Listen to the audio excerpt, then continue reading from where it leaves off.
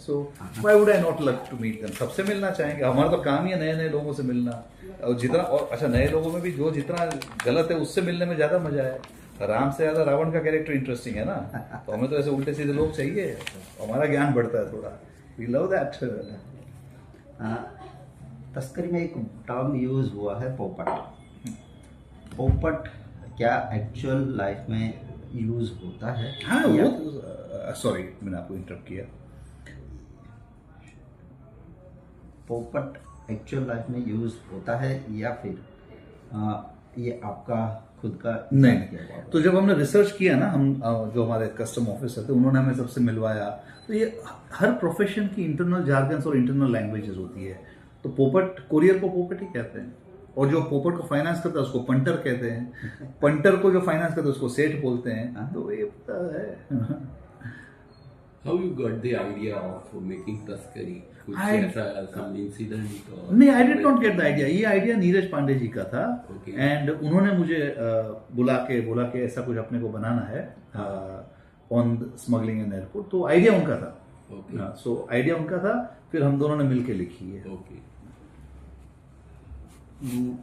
क्या इस कहानी में कोई ऐसा सीन था जिसे लिखने के बाद आपको कुछ अजीब सा महसूस हुआ, या फिर कुछ एहसास हुआ कि what a scene I have written, this is?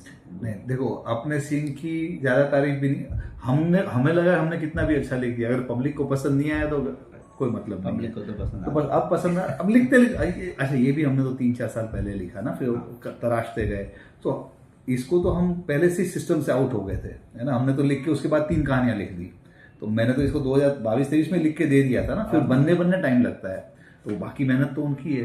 तो हमारा तो सिस्टम से ही निकल गया था ये। तो शूटिंग में हम जाते, तो इस बीच हमने दूसरी एक फिल्म लिखी, सिकंदर का मुकद्दर लिखी, एक और फिल्म लिखी हमने। तो सिस्टम से निकल गया था ये। वो लोग मेहनत कर रहे थे, तो अपना तो काम ही है ना, तो एक लिखो, एक दूसरे खत्म करो, डिलीवर, दूसरे पे चढ़ जाओ, है ना। आप एक नेवी में भी थे इससे I was a sailor, हाँ। Yes. तो उसके बारे में थोड़ा कुछ बताइए। सी मैं गुजरात से, I was the only person in my batch. In fact Gujarat से कोई जाता नहीं है आर्म फोर्सेज में। I was among the very few people जो गुजरात से नेवी में गए थे। अच्छा लगा। मैं 11वीं में फेल हो गया, पढ़ाई लिखाई में इंटरेस्ट नहीं था। बट व्हेन आई से पढ़ाई लिखाई, आई मीन एकेडमिक पढ़ाई लिखाई। मुझे पेपर पढ़ने का शौक था, मैगजीन्स नॉवल का पहले से शौक था मुझे, जनरल नॉलेज मेरा अच्छा था। नेवी ज्वाइन करके फायदा ये हो गया कि तो दुनिया देख ली मैंने छोटी उम्र में। So by the time I was 25 मैंने आधी दुनिया देख ली थी। अब ये मैं लेट 80s और 90s की बात कर रहा हूँ, जहाँ लोग अपने स्टेट से बाहर नहीं गए थे कभी। तो दैट वाज माय बिग। मैंने अभी इसमें जो कैरेक्टर के नाम है, आभास पवार वो मेरा बैचमेट का नाम है, कुलवीर धुरिया वो मेरा एक बैच जूनियर बंदा है, केपी अवस्थी मेरा शिपमेट था गोमती में, INS गोमती में। तो ये नाम भी तो वहां से मिलते हैं ना। तो ये सारे कैरेक्टर्स वहां के हैं। सर एक Imran Hashmi has a different image, तो how you got the idea of casting him in for the? Again, not my idea, तो नीरज जी का आइडिया था ना। See, I am the writer. Okay. Me and Neeraj ji Casting is a different. Casting is a different department altogether. And in fact, it's the director's call. Neeraj ji not only the director, he's the creator of the web series ना। Right. तो उन्होंने create किया, तो उनको लगा कि and he did a good, उनको लगा होगा कि चलो अपन He has done fantastic job, but he has a different image. उंगली में थोड़ा इस टाइप का काम किया है, but सो वही नीरज जी का तो यही खासियत है ना कि जो इमेज है उसके उल्टा ही करना है अपने को। That is what something experimental. That is what helps ना। तो अब लोग बोला कि आपने यार किसिंग विसिंग, जरूरत ही नहीं थी ना, स्क्रिप्ट में जरूरत नहीं थी। So there was no need. तो जैसे आपने बताया कि 2022 में आपने ये कहानी लिखी थी, बराबर है। राइट। तो आपको वो जो समय आपने बिताया होगा कहानी लिखने में, शायद आपको याद हो या सब याद है, सब याद। तो कोई ऐसा किरदार जो जिसमें पूरी कहानी आपने लिखी है, ऐसा आपको लगा हो उस टाइम पे कि ये किरदार कुछ ज्यादा ही हावी हो रहा है, कुछ ज्यादा ही कहानी को चला रहा है? नहीं, से कहानी लिखने के फंडामेंटल्स होते हैं ना, स्टोरी टेलिंग के फंडामेंटल्स होते हैं। एक हीरो है ऑब्वियसली, फिर उसका टीम है, तो वो एक सिस्टम होता है, हाउ कौन क्या काम करेगा, कौन कौन से डायलॉग बोलेगा, कौन स्टोरी आगे लेके जाएगा। साथ में दूसरे लोग तो उनको भी तो काम देना, तो we have to balance it out. वो तो एज अ स्टोरी टेलर हमारा क्राफ्ट है, तो कोई हावी हम ही नहीं हो, मतलब we have to balance it out ना। हमें ये जो हमें अच्छा कहानी में दम होना चाहिए, हमें कहानी में अच्छा लगना है। अभी फॉर एग्जाम्पल एक कहानी लिखी है मैंने, आधी टैक्सी में आधी एक रूम में है ना, पूरी फिल्म है। तो स्टोरी क्या है उस पर फोकस करना है। ड्रीम अगर मुझे लगा कि भाई एक कमरे में 3 जर्नलिस्ट के साथ एक राइटर बैठा है और फिर उसमें कुछ कहानी बन सकती है तो मैं लिख के बना दूंगा मैं। हाँ मतलब इट हैज टू बी, ऐसा भी नहीं कि टाइम पब्लिक को पसंद आनी चाहिए। और वो एक because we are professional writers, हमें इतनी तो समझ है। हैविंग सेड दैट कोई कुछ बोल, हमें एक जर्न तो आया कि भाई ऐसी कुछ कहानी लिखता हूँ मैं, यहाँ से शुरू होगा यहाँ खत्म होगा। दैट्स कोई भी सब्जेक्ट, एनी सब्जेक्ट।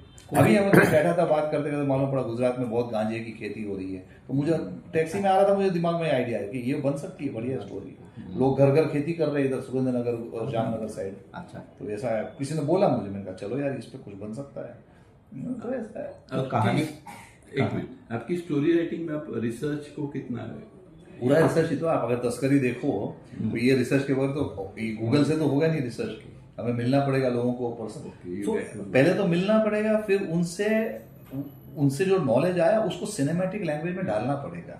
सो खाली रिसर्च, हम डॉक्यूमेंट्री तो बना नहीं रहे ना ही हमें अपना रिसर्च का ज्ञान दिखाना है किसी को।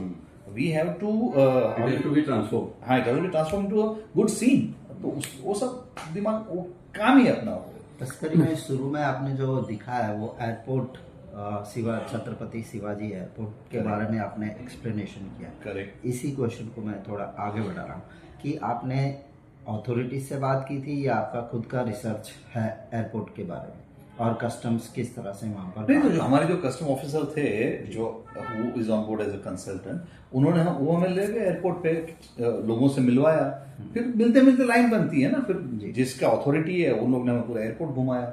हमें पहले थियोरेटिकल नॉलेज मिल गया, वही हमने करेक्ट इन लाइन ऑपरेशन क्या होता है, बैगेज क्लेम ये वो कैसे, सब उन्होंने हमें टूर दे दिया। That's enough for us. यानी आपने खुद जाके रिसर्च किया और मैंने फिर लिखा? हाँ, मैं, नीरज जी हमारे डायरेक्टर ऑफ फोटो, क्योंकि वो सब देखा। आप notice, even costume designer has to go, क्योंकि एयरपोर्ट का जो कॉस्ट्यूम का लुक है, लोग फॉरेन से आते जाते हैं, बहुत डिटेल, उसमें हम रेलवे स्टेशन का लुक नहीं दे सकते ना कॉस्ट्यूम्स में। एग्जाम्पल रियल फील लाना है। अगर कोई फॉरेन से तो उनका ड्रेसिंग सेंस ये वो, एवरी डिपार्टमेंट हैज टू, जो ऑडियोग्राफर है उसको भी उधर का एम्बियंस नॉइज लेना पड़ेगा। एयरपोर्ट का एम्बियंस नॉइज अलग है, रेलवे स्टेशन का अलग है। So every department has to do that. तो इनिशियल रिसर्च हम करते हैं, डायरेक्टर और क्रिएटर का बहुत बड़ा योगदान होता है, एंड देन बाकी सारे एचओडीज को तो जाना ही पड़ता है टू गेट। अभी हमने एक जगह पे सेट, काफी एयरपोर्ट पे शूटिंग किया, लेकिन सेट लगाया तो आर्ट डायरेक्टर को भी एयरपोर्ट का जाके डायमेंशंस लेके सब देख के, मेजरमेंट लेके, सब पिक्चर्स लेके सब बनाना पड़ता है। तो वो तो प्रोसेस है। तो वेब सीरीज ये आपने जब लिखना शुरू किया तब से दिमाग में था कि इसको वेब सीरीज ही लिखना है या फिर इसको मूवी की तरह? नहीं, this was a commission project. मतलब नेटफ्लिक्स ने इसको as a 7 episode web series commission किया था ना। सो एक आइडिया आया नीरज जी को, हमने नेटफ्लिक्स को पिच किया, नेटफ्लिक्स ने बोला ओके गो अहेड, और कि हम सीरीज बनाना चाहते हैं 7 गो अहेड, जो भी उनका डील भी, जो भी पैसे मतलब कॉन्ट्रैक्चुअल एंड ऑल वो हो गया, हमने कहानी लिखना शुरू किया। सो ऐसा है। तस्करी में आपने कई सारे सीन्स लिखे हैं, अगर आपके हिसाब से अगर ये सेंसर बोर्ड ने वो सीन कट कर दिया होता तो आपको दुख होता, वो कौन सा सीन? यहाँ सेंसर बोर्ड काट ही नहीं, वेब सीरीज और सेंसर बोर्ड का कुछ हो ही नहीं सकता। There is no this thing ना, सेंसर बोर्ड को दिखाते नहीं है। ओटीटी पे तो सेंसर बोर्ड होता ही नहीं है। I think there is much more freedom है, you can say that, yes. पर हालांकि और इसमें तो ऐसा कोई सीन भी तो नहीं था, नहीं, काटने लायक कोई सीन भी नहीं था इसमें। हो सकता है कोई सेंसर बोर्ड में ओवर सेंसिटिव कोई भक्त टाइप बैठा हो, एक लाइन उसमें थी कि आप धंधे से अब मेरा देश बर्बाद कर रहे हो, तो वो बोलता है कि आपका देश पहले ही बर्बाद हो चुका है।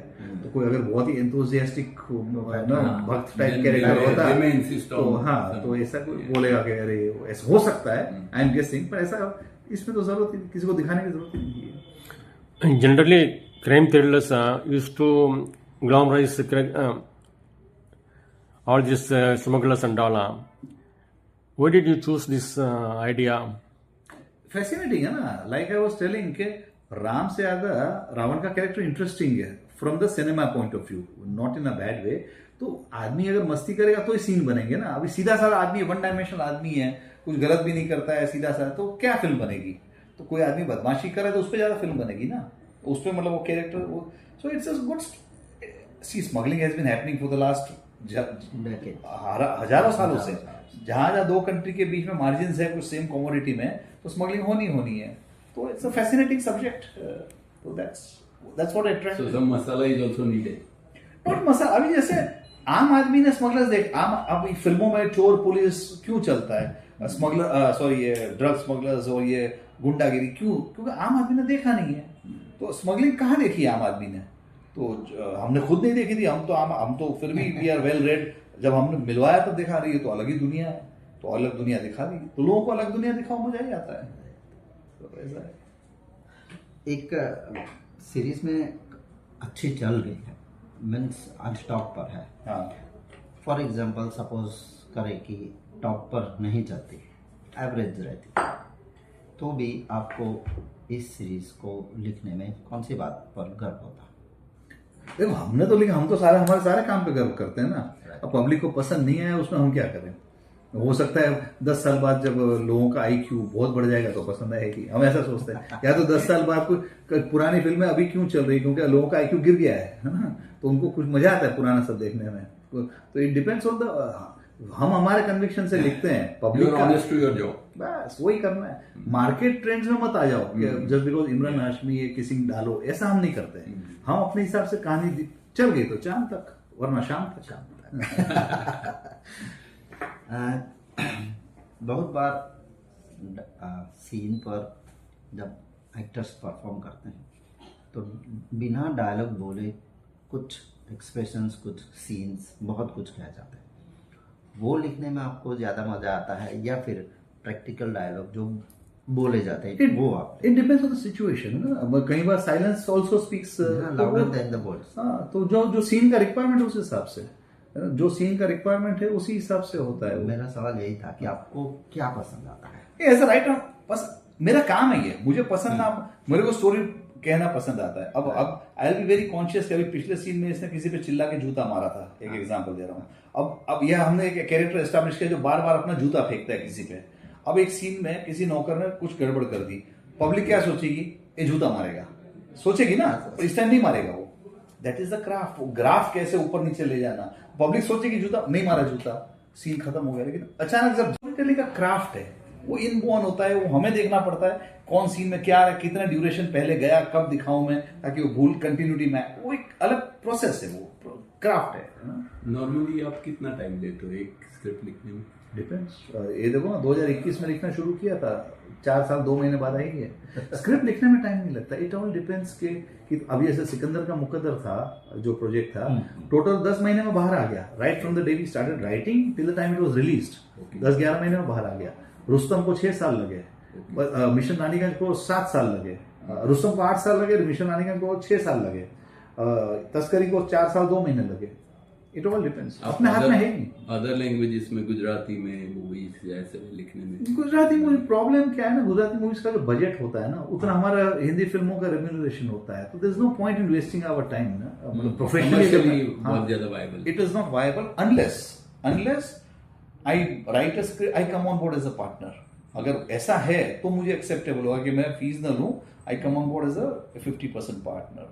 पर यहाँ मतलब उसके लिए भी प्रोड्यूसर्स को हिम्मत करनी चाहिए ना। उनको क्या लगता है कि 1.5 करोड़ में बना दो, 2-5 लाख दे दो राइटर डायरेक्टर को, ऐसा तो होता नहीं है ना। तो फिर what about writing for south Indian movies? ऐसा कोई सी क्योंकि वहाँ तो रेम्यूनरेशन बहुत ज्यादा है। हाँ, नहीं सिर्फ, लेकिन साउथ इंडियन मूवीज चलती उस सर्टन जो चीजें, अभी देखो पर्सनली मुझे साउथ इंडियन मूवीज बहुत फेक लगती है, यू नो। हाँ, बहुत फेक, अजीब है ना, फेक है, तो वो टैलेंट नहीं है मेरे में। वो हाँ, साउथ इंडियन में अगर मलयालम सिनेमा है, I would love to do that. Telugu cinema I can not, Tamil cinema ठीक है, मिडिल ग्राउंड है, कन्नड़ सिनेमा भी ठीक ही है। I would love to do something Malayalam cinema में। मुझे लगता है आपको लिखने के लिए पहले थोड़ा लैंग्वेज के भी कंट्रोल लाना पड़ेगा। मेरी बीवी मलयाली है। और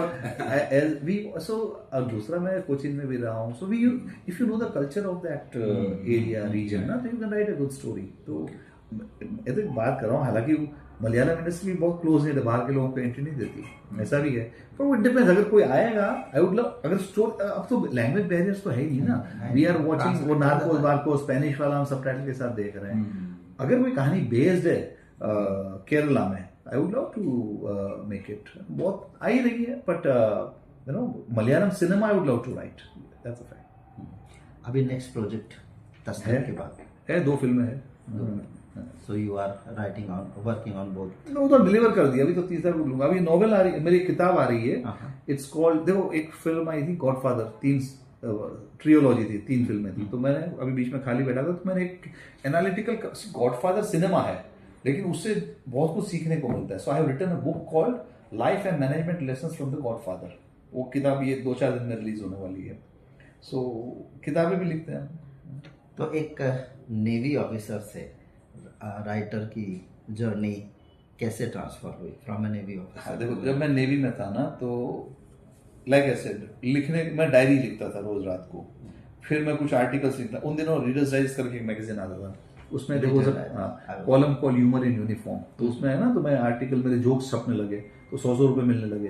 तब पूरे महीने की and I was not an officer, I was a seller. मैं तो मेरी पगार मेरी 2,000-2,500 रुपए होगी, है ना, 2,200 समथिंग।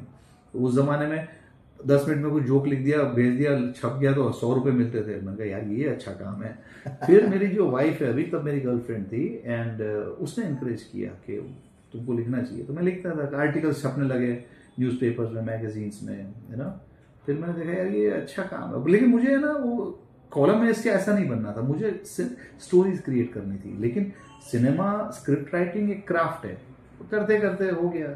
फिर मैंने सोचा, नेवी में था तभी सोचा था, कमांडर नानावटी का केस था, तब मैंने ये रुस्तम की कहानी तब कंसीव की थी when I was in the navy, है ना। तो ऐसा, तो story writing is different than script writing. Screen play writing, see story तो एक होगी कि नॉर्मल रामायण की स्टोरी, जैसे मैंने बता दिया कि भाई एक राजा थे, उनकी बीवी थी, उनको वनवास भेजा, 2 भाई 1 बीवी करने, सुरपंख आई, रावण लेके।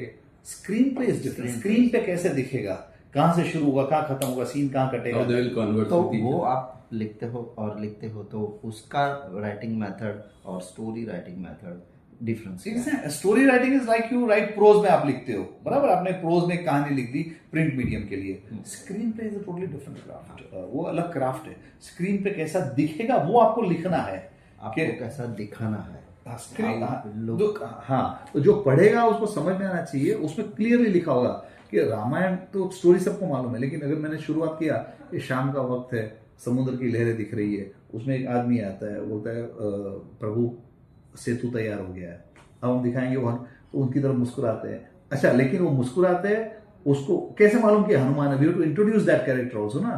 तो शुक्रिया हनुमान, तो you have to know, tell who is Prabhu, ये राम जी। अब तो हमें सब स्टोरी, पर you have to introduce the characters, character का मोटिवेशन क्या है, वो सब एक क्राफ्ट है। बैकग्राउंड भी आपको डिस्क्राइब करना पड़ता है कि ये चीज यहाँ पड़ी है, ये प्रॉप्स यहाँ है। पर नहीं, हमने सेटअप दे दिया, समुद्र का, शाम का टाइम है, समुद्र है बराबर, राम सेतु दिख रहा है पत्थर के ऊपर, और उधर पूरी वानर सेना अपना काम कर रही है, ये हमने लिख दिया। और फिर आर्ट डायरेक्टर के वो है कि शाम का टाइम, मतलब वो कैसे लाएगा, वो क्या लाएगा, वो उनका काम, कि भाई नाव दिखानी है, नाव दिखा दो, 2 पेड़ दिखाने दो, 2 कछुए दिखाना है, वो सब डायरेक्टर का वो काम होता है। आपके हिसाब से आप जो अभी लिख रहे हो स्टोरीज, ये आपको प्रोजेक्ट सामने से आता है या you write some stories and you approach to directors? दोनों तरीके होते हैं। कुछ स्टोरीज मैं तैयार करके जाता हूँ, कुछ स्टोरीज मेरे को सामने से बोलते हैं विपुल हमारे, जैसे तस्करी सामने से आया कि विपुल हमारे लिए लिखो, सिकंदर का मुकद्दर भी सामने से आया था, 32 गुल मीटर चालू और रुस्तम मेरे अपने ड्राफ्ट थे जो मैं लेके गया था। 32 गुल मीटर चालू, तो जो मैं लेके गया था कि भाई ये है, सो हाँ, बिगाड़ दिया डायरेक्टर ने, बट ठीक है। सर एक चीज पूछना है, आपको पहला ब्रेक कैसे मिला एंड हाउ ब्रेक इजी और हाउ डिफिकल्ट? कोई ब्रेक नहीं होता। पहली कहानी मेरी थी इकबाल। नहीं मतलब वो कितना इजीली मिला, कितनी डिफिकल्टी से मिला? Difficulty more than difficult, it is convincing, मतलब how much persuasion या follow ups या इसमें क्या होता है ना कि अगर as for a writer, you know, now we are freelancers, अब मेरी कहानी जैसे 32 गुल मीटर चालू, अब कोई प्रोड्यूसर है, उसको मैंने बोला सर एक कहानी है, अब मेरे पास 2 मिनट है उसको इंटरेस्ट लाने के, मैं उसको बोला बताओ क्या है, तो 1 लाइन में कहानी ऐसी है कि सर एक आदमी का, मिडिल क्लास आदमी है, उसका लाइट का बिल 300 रुपया ज्यादा आता है उसकी मंथली एवरेज से, और वो लड़ता है और ऐसा लड़ता है कि 30,000 करोड़ की कंपनी उठ जाती है। तो ये हुक लग गया ना। The whole idea is you should be able to tell the story in 1 line, in a very interesting, very. फिर वो बोले अरे बढ़िया है, तो खुद लिखा है, बोला हाँ लिखा है, फिर वो टाइम देगा, है ना। वो अगर बोलेगे हाँ लिखा है, बोलो आधे घंटे में सुना, तब मैं बोलूंगा नहीं ये मेरे को 3 घंटे लगेंगे if I have it ready. तो ऐसा होता है, तो you to get the hook in ना। अब तो चलो हमें जिसके साथ करना होता है हम मैसेज भेज देते हैं कि फलाना भाई मेरे, अब तो मेरा अभी तो I am आपका known, रेपो भी ये हो गया है। पर न्यू कमर कहाँ मिलेगा? न्यू वही कमर newcomer के लिए पूछा। तो that is why newcomer will have to, इसको बोलते हैं एलिवेटर पिच, मतलब वो लिफ्ट में मिल गया अनुराग कश्यप आपको और उसकी उस लिफ्ट ऊपर के माले तक जाए तब तक आपको उसको हुक कर देना है, एलिवेटर पिच। तो वो एक कलाकारी है। तो और you have to meet the right person the right time also ना, और सही आदमी को सही कहानी देनी है। अगर गैंग्स ऑफ वसेपुर की कहानी करण जौहर को दे दे तो क्या हाल होगा, है ना? तो सही आदमी को, ऐसा भी नहीं कि हमें कुछ लेके आए और गलत आदमी को दे दिया, टाइम मेहनत करी, उसे घर पे गया, फील्डिंग लगाई, फिर right time right person. Exactly. तो सर आप कोई कहानी लिखते हो तो डायरेक्टर को या फिर प्रोड्यूसर को दिमाग में रख के लिखते हो कि इस तरह की कहानी इसी को जाएगी या फिर कुछ पहले से डिसाइड होता है कि मुझे ये कहानी, ये डायरेक्टर है जो इस तरह की फिल्में बनाता है? नहीं, सबसे पहले मैं लिख डालता हूँ मैं, और मेरे पास रेडीमेड होता है, बहुत सारी कहानियां होती है, मुझे बुलाते रहते हैं। अब सामने वाला कोई, अभी एक फैशन निकला था बीच में कि लंदन में सब्सिडी मिलती थी, तो पूछे सर लंदन बेस कुछ है? हाँ भाई एक कहानी है मेरे पास, सुनाओ, ले जाओ। ऐसा तो मेरे पास in my own time at any given time मेरे पास 10-15 स्टोरीज होती है, रेडी होती है, कॉन्सेप्ट लेवल पे होती है, स्टोरी लेवल पे होती है और स्क्रीन प्ले लेवल पे होती है। 3 अलग अलग लेवल पे मेरे पास 30-40 कहानियां तैयार होती है। अब जिसका जैसी, अब मेरे पास अगर सो कहानी है पर वो देख के लगता है कि अरे सर इसमें तो जहाज है, ये है, एयरफोर्स है, बड़ा बजट है, तो ये सब पूछना पड़ता है कि भाई आप किस बजट में सोच रहे हो? भाई हम 10 करोड़ में, तो भाई कहानी एक कमरे के अंदर की करनी है आपको, तो वो सब तुरंत वो डेटाबेस में से निकाल के देना पड़ता है उसको। जैसे सर आपने बोला कि कहानी, तो उसको फिर कुछ थोड़ा काट छाट के भी कुछ करना पड़ता है। एक रेडीली अवेलेबल है, जैसे पूछा कि लंदन के लिए तो वो रेडी थी, बट आपको उसके लिए ऑलवेज वो कभी कई बार होता है। अब जैसे एक कहानी मैंने लिखी है, उसमें जो हीरो है मिडिल एज है, फॉर एग्जांपल 35-40 साल का है, लेकिन किसने बोला सर 35-40 का ठीक है, पर ये बच्चन साहब के लिए लिख सकते हैं क्या? हमारे पास बच्चन साहब कर लेंगे, हमारे पास है ऑलरेडी, मतलब कॉन्टेक्ट है, तो अगर हो सकती है तो मैं बोलूंगा हाँ ठीक है, हम इसको ढाल सकते हैं। तो सेम कहानी कोई बोलेगा फीमेल से इसको हम बना सकते हैं, फीमेल प्रोटैगनिस्ट, हो सकता है। अगर हो सकता है तो हम बोल देंगे, नहीं हो सकता और थोड़ा ट्वीक करना पड़ता है। अगर हीरो 35-40 साल का है और उसका जो बदला लेना चाहता है उसके भाई का, लेकिन अगर बच्चन साहब आ गए तो उनके बेटे का लेगा, एक एग्जांपल दे रहा हूं मैं, तो we have to tweak it based on that finally, पर एक ढांचा तैयार हो जाता है। जैसे आपने कोई कहानी लिखी, डायरेक्टर को या प्रोड्यूसर को दे दी, उसके बाद आपका रोल क्या रहता है? क्या वो डायरेक्टर या प्रोड्यूसर अपने हिसाब से कहानी को ट्वीट कर सकता है या फिर कुछ ऐड कर सकता है, कुछ रिमूव कर मेरी सकता है? कहानी को नहीं, अभी तो हम उस सीनियर लेवल पे है ना, तो फिर करना है तो मेरे से डिस्कस करना होगा, मैं कन्विंस हूं तो मैं करूंगा, है ना? कि अगर कोई बोले अचानक ही वो, अब सर्टन थिंग्स में अपना कॉल भी नहीं होता, अचानक ही बीच में आइटम नंबर, ऐसे बेवकूफ तो नहीं मिलते अपने को, इतने अभी नहीं मिलते, है ना? पहले मिलते थे, पर अभी तो कुछ करना है तो बुलाएंगे यार ऐसा ऐसा, और they will tell the reason why करना है। वो बोलेंगे कि यार इधर डिप जा रहा है, इधर क्या लग रहा है, इधर एक कुछ आ रहा है, कुछ कर सकते हैं क्या इधर, तो आई कैन से कि ये सीन ऊपर कर दो या ऐसे करो, इसको ये कर दो, यहाँ से घुमाओ। वो एक प्रोसेस है और वो लास्ट मोमेंट तक चलता रहता है। कई बार हम लिखते हैं, फिर हम शूट पे गए तब लगता है यार इसको ऐसा कर दें क्या, या मुझे याद आ गया तो मैं उनको फोन करूंगा कि सर कि ऐसा हो सकता है, या तो उन्होंने फोन किया कि यार बिल्कुल ऐसा करें क्या, हाँ करो, तो they will always consult me. Sir एक मिनट, हाँ। आपको अभी बहुत सारी स्क्रिप्ट्स में ये वो हो जाता है, तो इंटेलेक्चुअल प्रॉपर्टी का कुछ प्रोटेक्शन मिलता है? सी होता ही है। अब देखो ना, it depends on who you work. Somebody will take it, read it and twist it and ऐसा कुछ। अगर ओरिजिनल है तो पॉसिबल ही नहीं है ना, ट्विस्ट करेगा क्या बनाने में? अब तस्करी, सपोजिंग मैंने 8 एपिसोड लिख लिए इतने सालों में, कोई बोला मैं भी कर रहा हूँ एयरपोर्ट पे, हाँ कैसे करेगा? बड़ा रिसोर्सेज भी तो होने चाहिए ना यार, 100 करोड़ कहाँ से लाएगा वो, है ना? तो ऐसा इतना आसान नहीं है। Yeah, what's the difference you are facing working for Netflix and traditional cinema? Any pressure, working pressure, freedom? As a writer तो हमारा काम खत्म होता है, बाद में दूसरों का शुरू होता है। So once I write it and deliver it, उसके बाद तो और 2 साल लगते हैं। सो मेरा तो सबसे पहले शुरू होता है, सबसे पहले खत्म होता है ना काम को।